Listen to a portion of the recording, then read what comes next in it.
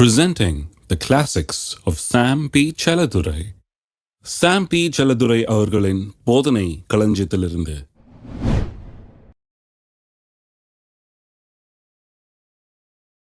இனி ஒருவன் 34 தன் அயலானையும் ஒருவன் தன் சகோதரனையும் நோக்கி கர்த்தரை அறிந்து கொள் என்று போதிப்பதில்லை. அவர்கள் சிறியவன் முதல் பெரியவன் மட்டும் எல்லாரும் என்னை அறிந்து கொள்வார்கள் என்று கர்த்தர் சொல்லுகிறார். நான் அவர்கள் அக்கிரமத்தை மன்னித்து அவள் பாவங்களை இனி நினையாதிருப்பேன். பாவம் மன்னிப்புங்கிறது வெறும் குற்றத்தை மன்னிச்சிட்டேன், இல்லை உன் மேலே எனக்கு ஒன்றும் கோபம் இல்லை, பாவம் செஞ்சுட்டேன், நீ உன் மேலே எனக்கு ஒன்றும் கோபம் இல்லை, உன் கடனை நீ திருப்ப செலுத்த வேணாம் அப்படின்னு சொல்கிறது மட்டுமல்ல, பாவ மன்னிப்புன்னு புதிய உடன்படிக்கையின் கீழே சொல்லப்பட்டிருக்கிறது. அதை காட்டிலும் மிகவும் அதிகமான ஒன்று.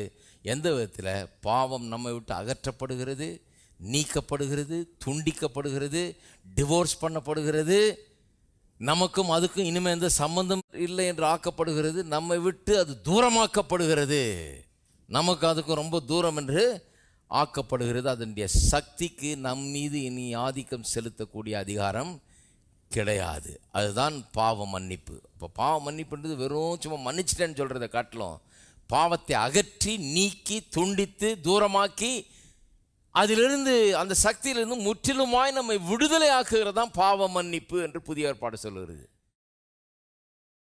பழைய ஏற்பாட்டு விசுவாசிகளுக்கு இது தெரியாமல் இருந்தது. இப்படிப்பட்ட ஒரு பாவ மன்னிப்பை அவர்கள் அறியாமல் இருந்தார்கள். அவருடைய காலத்திலே பாவம் மூடப்பட்டது என்று வேதம் சொல்லுகிறது.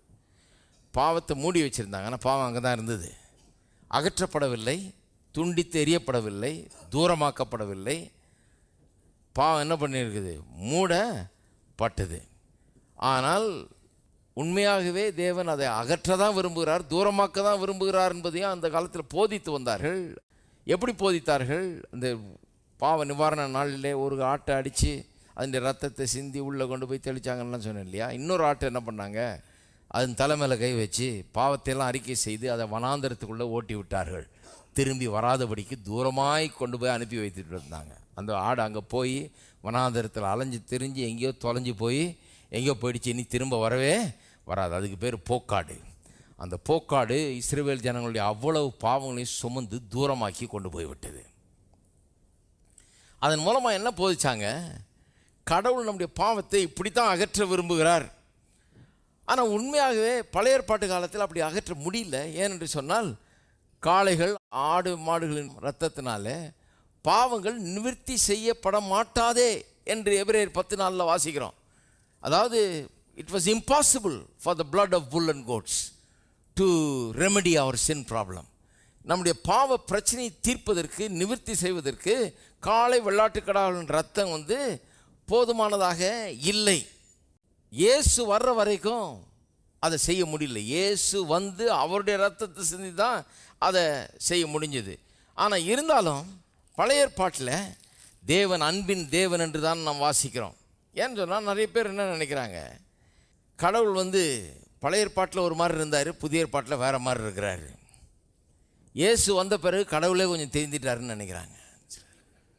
முன்னெல்லாம் ரொம்ப கோபமாக இருந்தாராக்கும், முன்னெல்லாம் அவர் கொண்டுக்கிட்டு இருந்தார், அழிச்சிக்கிட்டு இருந்தார், எல்லாம் பண்ணிட்டு இருந்தார். இப்போ கொஞ்சம் பரவாயில்ல, அவரே கொஞ்சம் மாறி இருக்கிறாரு, அவரே ரட்சிக்கப்பட்டிருக்காருன்ற மாதிரி நிறைய பேர் பேசுகிறாங்க. எப்படி இருக்கு பாருங்கள். கடவுள் ஆனால் மாறாதவராக இருக்கிறாருன்னு வேதம் சொல்லுது. ஆதியில் எப்படி இருந்தாரோ அப்படி தான் அவர் இருக்கிறார். இதனால் புரிந்து கொள்ளணும் பாருங்கள். பழைய ஏற்பாட்டில் ஒரு கடவுள், புதிய ஏற்பாட்டில் ஒரு கடவுள் இல்லை. பழைய ஏற்பாட்டு ஒரு மாதிரியும் புதிய ஏற்பாடு ஒரு மாதிரியும் கிடையாது. அதில் ஒரு ரட்சிப்பு, இதில் ஒரு ரட்சிப்பு கிடையாது. ரட்சிப்பு ஒன்று தான், கடவுள் ஒன்று தான், ரட்சிப்பின் வழி ஒன்று தான், கடவுள் மாறலை. ஆனால் என்ன வித்தியாசம்? பழைய ஏற்பாட்டுக்கு புதிய ஏற்பாட்டுக்கு என்ன வித்தியாசம்? பழைய ஏற்பாட்டில் இயேசு இன்னும் வராததால், அவருடைய ரத்தம் சிந்தப்படாததால், காளை வெள்ளாட்டுக்கடா ஆடு மாடுகளின் ரத்தம் இவளை கொண்டு பாவத்தை நிவர்த்தி செய்ய முடியாமல் இருந்ததே ஒழிய, நிவர்த்தி செய்ய மாட்டேன்னு கடவுள் சொல்லலை, செய்ய மனம் இல்லாமல் இல்லை. இதெல்லாம் பார்க்குறோம் பாருங்கள். யாத்திராகமம் 34 அதிகாரம் 6-7 வசனங்கள். கர்த்தர் அவன் முன்பாக கடந்து போகிற போது, அதாவது கர்த்தர் மோசையை கூப்பிடுறாரு, அவனோட ஒரு மீட்டிங் சந்தித்து அவனோட பேசணுன்றார். அவன் போகிறான் அந்த மலைக்குள்ளே. அங்கே தான் அந்த 10 கற்பனை கொடுக்கப்படுகிறது இல்லையா? அப்போ போகும்போது கர்த்தர் அவன் முன்பாக கடந்து போகிற போது, அவர் கர்த்தர் இரக்கமும் கிருபையும் நீடிய சாந்தமும் மகா தயையும் சத்தியமும் உள்ள தேவன் 1000 தலைமுறைகளுக்கு இரக்கத்தை காக்கிறவர், அக்கிரமத்தையும் மீறுதலையும் பாவத்தையும் மன்னிக்கிறவர், குற்றவாளியை குற்றமற்றவனாக விடாமல் பிதாக்கள் செய்த அக்கிரமங்களை பிள்ளைகளிடத்திலும் பிள்ளைகளுடைய பிள்ளைகளிடத்திலும் 3ஆம் 4ஆம் தலைமுறை மட்டும் விசாரிக்கிறவர் என்று கூறினார். கர்த்தர் என்ன சொல்கிறாராம்? கர்த்தர் இரக்கமும் கிருபையும் நீடிய சாந்தம் மகாதயமும் சத்தியம் உள்ள தேவன், அக்கிரமத்தையும் மீறுதலையும் பாவத்தையும் மன்னிக்கிறவர் என்று அங்கே சொல்லப்பட்டிருக்கிறது. அக்கிரமத்தையும் பாவத்தையும் மன்னிக்கிறவர் என்று சொல்லப்பட்டிருக்கிறது. இதை இப்படி தான் தேவன் தன்னை வெளிப்படுத்துகிறார். இந்த வெளிப்பாட்டை ஜனங்க நல்லா பிடிச்சிக்கிட்டாங்க பாருங்கள். அதுக்கப்புறம் அவர்கிட்ட மன்னிப்புன்னு போகிறப்பெல்லாம் இதைத்தான் நினைவு கூறுறாங்க. என்னாகமும் 14ஆம் அதிகாரத்துக்கு திருப்போம், 19ஆம் வசனம். மன்னிப்புன்னு போகிறப்பெல்லாம் பாருங்கள், அவர்கள் இதை தான் சொல்கிறாங்க. உமது கிருபையினுடைய மகத்துவத்தின்படியையும் எகிப்தை விட்டது முதல் இந்நாள் வரைக்கும் இந்த ஜனங்களுக்கு மன்னித்து வந்ததின்படியையும் இந்த ஜனங்களின் அக்கிரமத்தை மன்னித்தருளும் என்றான். இதை அப்படியே பிடிச்சிக்கிட்டாங்க அவங்க. கர்த்தர் இப்படி தான் மன்னிக்கிறாரு அப்படின்னு தெரிஞ்சு வச்சுக்கிட்டு அதன்படி மன்னித்தரு. நீ எப்படி மன்னிக்கிறீரோ அந்தபடி மன்னித்தரலும், உடைய இரக்கத்தின்படி மன்னித்தரலும், உடைய கிருபையின்படி மன்னித்தரலும் என்று சொல்லி அவர்கள் கேட்கிறார்கள். நெகேமியா 9ஆம் அதிகாரம் 17ஆம் வசனம், 9:17. அங்கேயும் அதை பார்க்குறோம். அவர்கள் செவி கொடுக்க மனதில்லாமலும் அவர்களிடத்திலே நீர் செய்த உம்முடைய அற்புதங்களை நினையாமலும் போய் தங்கள் கழுத்தை கடினப்படுத்தி தங்கள் அடிமைத்தனத்துக்கு திரும்பும்படிக்கு அவர்கள் கலகம் பண்ணி ஒரு தலைவனை ஏற்படுத்தினார்கள். ஜனங்க எப்படி முரட்டாட்டம் பண்ணாங்க கடவுள்கிட்டன்னு சொல்கிறாங்க. ஆகிலும் வெகுவாய் மன்னிக்கிறவரும் இரக்கமும் மன உருக்கமும் நீடிய சாந்தமும் மகா கிருபையும் உள்ளவருமான தேவனாகிய நீர் அவர்களை கைவிடவில்லை. இப்போ பாருங்கள், கடவுள் இப்படிப்பட்டவர்ங்கிறத மறுபடியும் சொல்லி தான் அவரிடத்தில் அவர்கள் வேண்டிக் கொள்ளுகிறார்கள். சங்கீதம் 85, சங்கீதக்காரனும் அதே தான் சொல்கிறான் பாருங்கள், கர்த்தருடைய மன்னிப்பின் தன்மையை. 85:2, உமது ஜனத்தின் அக்கிரமத்தை மன்னித்து அவர் பாவத்தை எல்லாம் மூடினீர். சங்கீதம் 103:12, மேற்குக்கும் கிழக்குக்கும் எவ்வளவு தூரமோ அவ்வளவு தூரமாய் அவர் நம்முடைய பாவங்களை நம்மை விட்டு விலக்கினார். ஆகவே பழைய ஏற்பாட்டின் தேவன் வேறு விதமாக இல்லை, அவரும் இரக்கமும் மன உருக்கமும் நீடிய சாந்தமும் உள்ள நல்ல தேவனாக தான் இருந்தார். இவருடைய பாவத்தை அக்கிரமத்தை மன்னிக்கிறவராக இருந்தார். இதை அகற்ற வேண்டும், கிழக்குக்கும் மேற்குக்கும் எவ்வளோ தூரமோ அவ்வளோ தூரம் அகற்ற வேண்டும் என்பது அவருடைய சித்தம். ஆனால் என்ன, இயேசு இன்னும் வராதனால, அவர் பலியாகாதனால இன்னும் அது செய்ய முடியாமல் இருந்தது. ஆகவே ஜனங்களுக்கு இந்த பாவம் மன்னிப்பு என்றால் அந்த காலத்தில் அதை முழுமையான விதத்தில் அனுபவிக்க முடியாமல் இருந்தது. ஆனால் இப்போ புதிய உடன்படிக்கையின் கீழே என்ன சொல்லப்பட்டிருக்கிறது? பாவத்தை இனி நினைய மாட்டேன்னு சொல்கிறார். சில வசனங்களை வாசிப்போம். ஏசாயா 44, பாவத்தை நினையாதிருப்பேன்னு சொல்கிறாரு. தீர்க்கதரிசிகள் புதிய உடன்படிக்கை குறித்து பேசின போதெல்லாம் அதை பெருசாக்குறாங்க. 44:22, உன் மீறுதல்களை மேகத்தைப் போலவும் உன் பாவங்களை கார்மேகத்தைப் போலவும் அகற்றிவிட்டேன், என்னிடத்தில் திரும்பு, நான் உன்னை மீட்டு கொண்டேன். 43, ஏசாயா 43:25, நானே உன் மீறுதல்களை என் நிமித்தமாகவே குலைத்து போடுகிறேன், உன் பாவங்களை நினையாமலும் இருப்பேன். எல்லாம் சொல்லுங்க, உன் பாவங்களை நினையாமலும் இருப்பேன். 38ஆம் அதிகாரம் ஏசாயாவிலே 38:17, இதோ சமாதானத்துக்கு பதிலாக மகா கசப்பு வந்திருந்தது, தேவரீரோ என் ஆத்துமாவை நேசித்து அழிவின் குழிக்கு விலக்கினீர், என் பாவங்களை எல்லாம் உமது முதுகுக்கு பின்னாக எரிந்து விட்டீர். அப்போ பாருங்க, இனி நினைப்பதில்லை, முதுகுக்கு பின்னால் எரிந்து விட்டீர் என்று இந்த விதத்தில் தான் பாவத்தை பற்றி அவர்கள் தீர்க்க தரிசனம் சொன்னாங்க.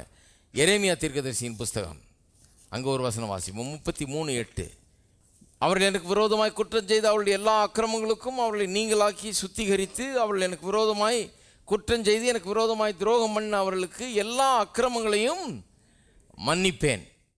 இப்படி புதிய உடன்படிக்கையின் கீழே எப்படி நினையாதிருப்பார், அகற்றி விடுவார், முதுகுக்கு பின்னால் எரிஞ்சிடுவார் அப்படின்னு சொல்லி இதையெல்லாம் மறுபடியும் வேத வசனத்தில் போதிக்கப்படுகிறது. தீர்க்கதரிசிகள் திரும்ப அதை சொல்கிறாங்க. இயேசு இந்த உலகத்தில் வந்தபோது அற்புதமான சில ஓமைகளை சொன்னார், பாவம் எப்படி மன்னிக்கப்படுதுன்னு. ஒரு ஓமை என்னென்னா, மத்தேயு எழுதின சுவிசேஷம் 18ஆம் அதிகாரத்தில் இருக்குது, 23 முதல் 25 வசனங்களில். எப்படி எனில் பரலோக ராஜ்யம் தன் ஊழியக்காரரிடத்தில் கணக்கு பார்க்க வேண்டும் என்றிருந்த ஒரு ராஜாவுக்கு ஒப்பாக இருக்கிறது. அவன் கணக்கு பார்க்க தொடங்கின போது 10,000 தாலந்து கடன் பட்டவன் ஒருவனை அவனுக்கு முன்பாக கொண்டு வந்தார்கள். கடனை தீர்க்க அவனுக்கு நிர்வாகம் இல்லாதபடியால் அவனுடைய ஆண்டவன் அவனையும் அவன் பெண்ஜாதி பிள்ளைகளையும் அவனுக்கு உண்டான எல்லாவற்றையும் விற்று கடனை தீர்க்கும்படி கட்டளையிட்டான். அப்பொழுது அந்த ஊழியக்காரன் தாழ விழுந்து வணங்கி, ஆண்டவனே, என்னிடத்தில் பொறுமையாயிரும், எல்லாவற்றையும் உமக்கு கொடுத்து தீர்க்கிறேன் என்றான். அந்த ஊழியக்காரனுடைய ஆண்டவன் மனதிறங்கி அவனை விடுதலை பண்ணி கடனையும் அவனுக்கு மன்னித்து விட்டார். இது வரைக்கும் நிறுத்துறேன். அது இன்னும் கொஞ்சம் போகுது, இன்னும் சில பாயிண்ட்லாம் அங்கே சொல்கிறாரு. ஆனால் இது வரைக்கும் பார்ப்போம். அவனுடைய கடன் அவனுக்கு மன்னித்தார், அதை மட்டும் பார்ப்போம். இவன் எவ்வளோ பெரிய கடன்? அவன் 10,000 தாலந்து கடன் பட்டவன். அதாவது அஸ்ட்ரானாமிக்கல் டெட்டுன்னு சொல்லுவாங்களே, ரொம்ப பெரிய கடன். எவ்வளோ பெரிய கடன்னா, வேத வல்லுநர்கள் சொல்கிறாங்க, ஒரு சராசரி மனிதன் இந்த கடனை திருப்பி செலுத்துறதுக்கு 10 தலைமுறை அவன் வேலை செய்யணுமா, மொத்த சம்பளத்தையும் ஒவ்வொரு மாதமும் கடன்காரனுக்கு கொடுத்துடணுமா. அப்படி கொடுத்தா தான் தீர்மொழியே தீராது. அவ்வளோ பெரிய கடன். கொஞ்சம் யோசித்து பாருங்கள், இன்றைக்கி அப்படியே எப்படி இருக்கும்னு. சிலர்லாம் அப்படியெல்லாம் வாங்கியிருக்கிறாங்க. 10 தலைமுறைக்கு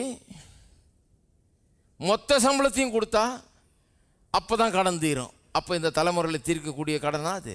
ஒரு மனுஷனால் தீர்க்கக்கூடிய கடனா? அவ்வளவு பெரிய ஒரு கடன். அப்போ செலுத்த முடியாத ஒரு கடன் இவனுக்கு இருந்ததுன்றதை பற்றி இப்படி சொல்லியிருக்குது. அந்த செலுத்த முடியாத கடனாக இருக்குது. அது இன்னும் வளர்ந்துக்கிட்டே இருக்குது. டெய்லி வட்டி சேர்ந்துக்கிட்டே இருக்குது, வளர்ந்துக்கிட்டே இருக்குது. கடன் இன்னும் பெருசாகிக்கிட்டே இருக்குது. இந்த மனுஷன் சுத்தமாக அவனுடைய கேப்பபிலிட்டியிலே இல்லை. இது அவன் செலுத்தவே முடியாது, எந்த விதத்துலையும் அதை அடைக்கவே முடியாது. ஆனால் அந்த வேலைக்காரனுக்கு அது விளங்கலை. எவ்வளோ பெரிய கடன்றது அவனுக்கு புரியல. அவன் என்ன பண்ணுறான், முட்டாள்தனமாக ராஜா கணக்கு பார்க்க ஆரம்பித்த போது, கணக்கு பார்த்து எல்லாத்தையும் செட்டில் பண்ணலான்னு கூப்பிட்டப்போ அவன் என்ன பண்ணுறான், தாழ விழுந்து, எப்படியாவது எனக்கு கொஞ்சம் டைம் தாரம் அடைச்சிட்றான்றான். எப்படி என்ன டைம் கொடுத்து அடைப்பான் அவன்? 10 தலைமுறையா? 10 லைஃப் டைமாக கொடுக்க முடியும் அவனுக்கு? 10 லைஃப் டைம் கொடுத்து மொத்த சம்பளத்தையும் கொடுத்தா தான் அடைக்க முடியும். அதை புரிஞ்சிக்கவே இல்லை பாருங்கள். இவ்வளோ பெரிய கடன், இது அடைக்கவே முடியாதுங்கிறது அவனுக்கு புரியல. அவன் சொல்கிறான், உளுந்து கும்பிட்டு, ஐயா விட்டுரும், கொஞ்சம் நாள் கொடுத்துட்றேன். இந்த கடன் பட்டவர்களுக்கெல்லாம் அது ஒரு இது விளங்காது, எவ்வளோ பெரிய கடன்னு. நாளைக்கு தந்துடுறேங்கன்னுவாங்க, அடுத்த மாதம் தந்துடுறேன்னுவாங்க, இன்னொரு 3 மாதம் டைம் கொடுக்க தந்துடுறேன். எவ்வளோ பெரிய கடன் பட்டிருக்கோன்றது அவனுக்கு விளங்கவே இல்லை. ராஜாவுக்கு நல்லா விளங்கிடுது. ஏன்னா ராஜா சொல்கிறான், பஞ்சாயத்து பிள்ளைகள் எல்லாத்தையும் கொண்டா. ஏன்னா 10 தலைமுறைக்கு வேலை செஞ்சு அடைக்க வேண்டிய கடன். அவங்கெல்லாம் சேர்ந்து வேலை செய்யட்டும், ஒரு தலைமுறையில் முடிக்க முடியுமான்னு பார்ப்போம். அவன் பஞ்சாயத்து பிள்ளைகள் எல்லாரையும் கொண்டு வந்து வேலை செய்ய சொல்லு. அவங்க தங்க வாழ்நாள் முழுக்க வேலை செஞ்சு அடிமைகளாக இருந்து கடன் அடைக்கட்டுன்ற விதத்தில் தான் சொல்கிறான். இவனுக்கா விளங்கலை அது எவ்வளோ பெரிய கடன்றது. அவனுக்கு எட்டவே இல்லை, மைண்டுக்கு எட்டவே இல்லை. அவன் இப்படி விழுந்து கெஞ்சி கேட்ட உடனே ராஜாவுக்கு மனந்திறங்கி திடீர்னு ஒரு அசாதாரணமான விதத்தில் அந்த ராஜா அதை டீல் பண்ணுறாரு. எப்படி டீல் பண்ணுறாரு? மனதிறங்கி அந்த கடனை அவனுக்கு மன்னிக்கிறாராம். அவனை விடுதலை பண்ணி கடனையும் அவனுக்கு மன்னித்து விட்டார். விடுதலை பண்ணி, அந்த வார்த்தை ரொம்ப முக்கியம். இந்த பாவ மன்னிப்பினுடைய தன்மையை இங்கே க்ளீனாக சொல்கிறாரு. விடுதலை பண்ணின்னு சொன்னால் இந்த கடனுடைய பாரம் இனி அவன் பேரில் கிடையாது.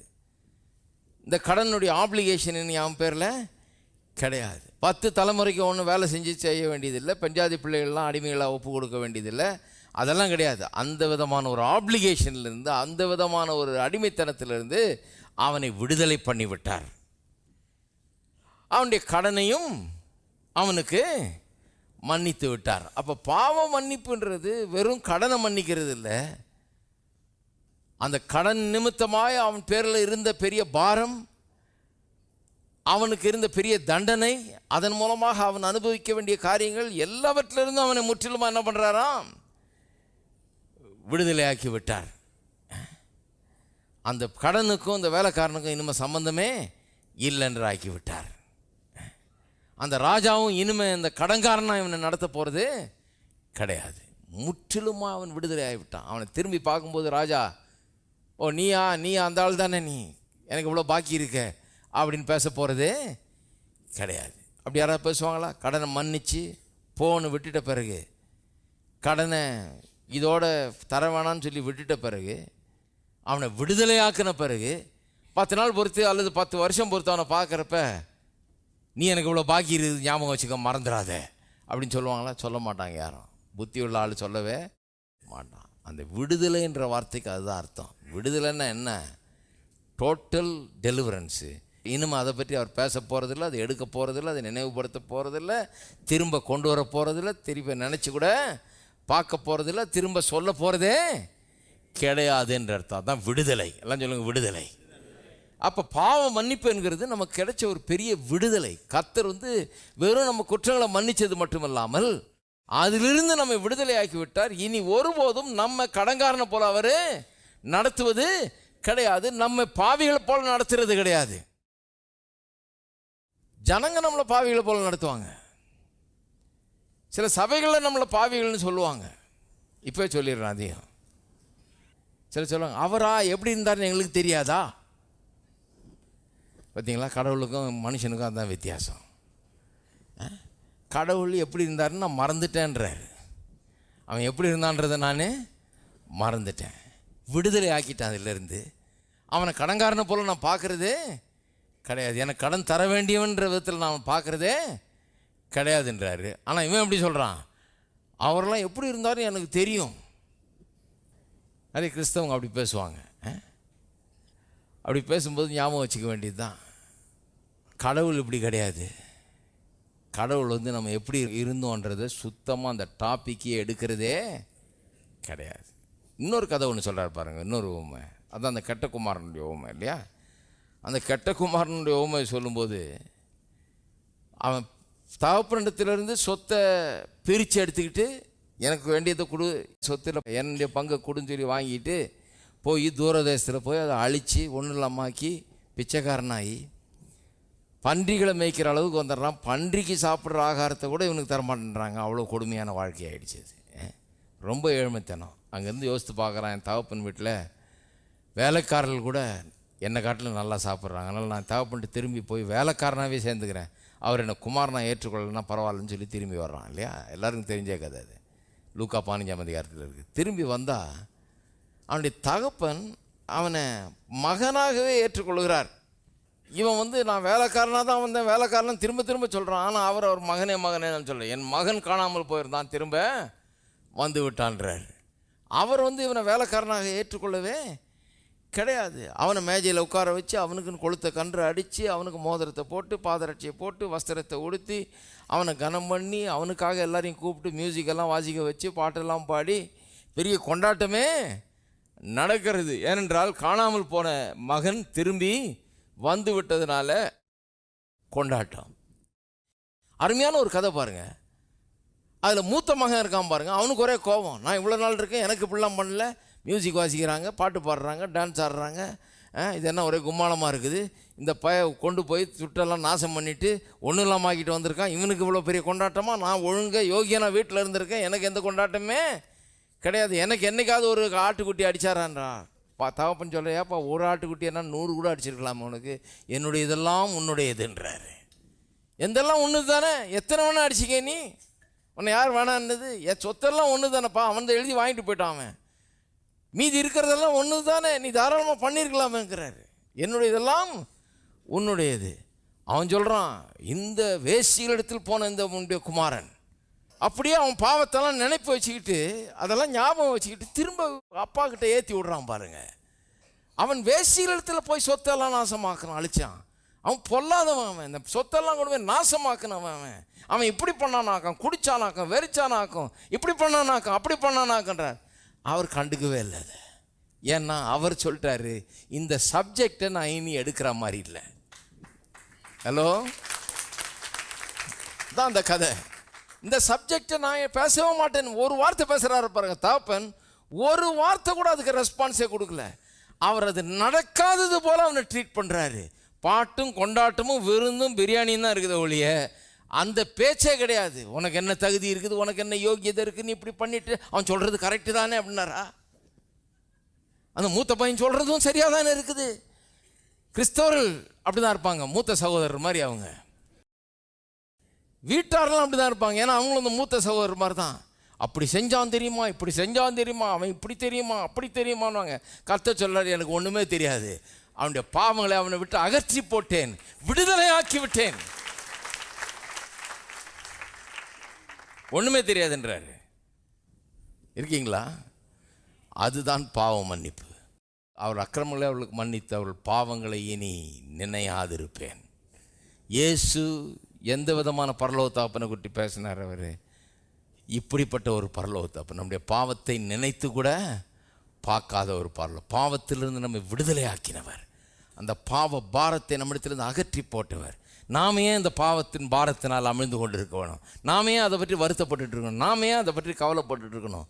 தேவனுடைய பிள்ளைகளாக நம்முடைய வாழ்க்கையை அனுபவிக்க நாம் இப்பொழுது கற்றுக்கொள்ள வேண்டும். பாருங்க, ஒரு காரியத்தை புரிஞ்சு கொள்ளணும். நாம் மனம் திரும்பி கடவுள்கிட்ட வந்ததுனால தேவன் இறக்கப்பட்டு நமக்கு பாவம் மன்னிப்பை கொடுத்தாருன்னு கிடையாது. தலைகீழ். அது எல்லாத்தையும் தலைகீழாக புரிஞ்சு வச்சுருக்காங்க ஜனங்க. நான் மனம் திரும்பி வந்தேன், அவர் இரக்கமா என்ன மன்னித்தார் கிடையாது. அவர் இறக்கப்பட்டு உங்களை மன்னிக்க வந்ததுனால தான் நீங்கள் மனமே திரும்பினீங்க. ஹலோ, சரியா போடணும், இப்படி திருப்பி போடணும். அதை எப்படி போட்டிருக்காங்களோ அதை ஆப்போசிட்டாக திருப்பினால கரெக்டாக வந்துடும். நான் மனம் திரும்பினால என்ன மன்னிக்கல, அவர் ஆதி முதற்கொண்டு நான் பிறக்கிறதுக்கு முன்னால், உலக தோற்றத்துக்கு முன்னாகவே என்னுடைய பாவங்களை மன்னிப்பதற்காக, அகற்றுவதற்காக அவருடைய குமாரனை பலியாக ஏற்படுத்தி விட்டார். அப்போ நான் மனம் திரும்பி அப்புறம் எனக்கு அவர் மன்னிக்கல, அவர் என்னை மன்னிக்க ஆதி முதல் சித்தம் கொண்டவராயிருக்கிறார். என் மீது இரக்கமும் மன உருக்கமும் உள்ளவராயிருக்கிறார். அவர் என்னை அப்படி மன்னித்ததுனால நான் மனம் திரும்பினேன். அவர் என் மீது இவ்வளவு இரக்கம் கொண்டதுனால, அவர் என் மீது இவ்வளவு கிருபையா இருந்தபடினால, மனதுருக்கமா இருந்ததுனால நான் அவரிடத்தில் மனம் திரும்பினேன், அவரிடத்தில் திரும்பி வந்தேன். இதுதான் சரியான சால்வேஷன், தான் சரியான விதத்தில் ரட்சிப்பை புரிந்து கொள்வது. எத்தனை பேர் புரிந்து கொள்றீங்க? இப்போ கர்த்தர் இரக்கமும் மன உருக்கமும் உள்ளவர். நீங்கள் யாராக இருந்தாலும் சரி, உங்களுடைய கடந்த காலம் எதுவாக இருந்தாலும் சரி, எப்பேற்பட்ட தவறுகள் நடந்திருந்தாலும் சரி, எப்பேற்பட்ட உளையான சேற்றில் நீங்கள் சிக்கியிருந்தாலும் சரி, கர்த்தர் உங்களை நேசித்து உங்களை மன்னித்து உங்களை ஏற்றுக்கொள்ள ஆதி முதல் அவர் சித்தம் கொள்ளவராய் இருக்கிறார். பழைய ஏற்பாட்டிலையும் அப்படி தான், புதிய ஏற்பாட்டிலையும் அப்படி தான். உங்கள் பாவங்கள் அகற்றப்பட வேண்டும், உங்களுடைய பாவத்தின் வல்லமையிலிருந்து நீங்கள் விடுதலையாக வேண்டும், அதிலிருந்து பூரணமான விடுதலையை நீங்கள் பெற வேண்டும் என்பது அவருடைய சித்தம். அவர் உங்களை விடுவித்து விட்டார். இயேசு கிறிஸ்துவின் மூலமாக பாவத்துக்கும் உங்களுக்கும் இருந்த தொடர்பை அறுத்து போட்டு விட்டார், தூரமாக்கி விட்டார், மன்னித்து விட்டார், மறந்து விட்டார். இனி அதை நினைப்பதில்லை என்று வேதம் சொல்லுகிறது. இப்போ எத்தனை பேர் கிறிஸ்தவ வாழ்க்கையை என்ஜாய் பண்ண போறீங்க? என்ன இருந்தாலும் நான் ஒரு பாவி தானேயா, அந்த பேச்சா வரக்கூடாது. இனிமே அது பெருமை. அது அப்படியே யோகியர்கள் மாதிரி பேசுறது. அப்படி நான் அடியேன்னு ஒரு பாவி. மாயான தாழ்மைன்னு வேதம் சொல்லுது. அது மாயான. ரியல் ஹியூமிலிட்டி என்ன? கடவுளே சொல்லிட்டார் மன்னிச்சிட்டேன்னு. எனக்கு அது விளங்குறதுக்கே கஷ்டமாக இருக்குது, புரியறதுக்கே கஷ்டமாக இருக்குது. இருந்தாலும் கடவுள் சொல்லிட்டதுனால அப்படியே ஏற்றுக்கிறேன் நான். அவ்வளோதான், நான் அதுக்கு இணங்குகிறேன். அவர் மன்னிச்சிட்டாரா, இனிமே அந்த சப்ஜெக்டை நான் பேச போகிறதே கிடையாது.